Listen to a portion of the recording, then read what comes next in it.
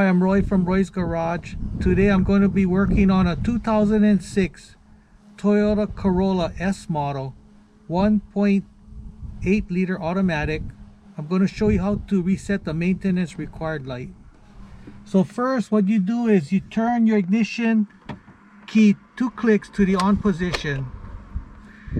So what you need to do is this odometer, you got to set it to odometer. So the trip button, you just press it until you hit odometer. Okay, so now you're going to turn off the ignition, and then with one hand you're going to be holding down the trip button, and with the other hand turn the ignition key 2 clicks to the on position.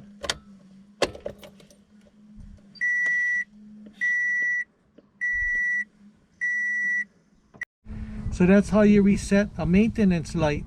Don't forget to subscribe, give me a thumbs up, and I see you in the next video. Aloha.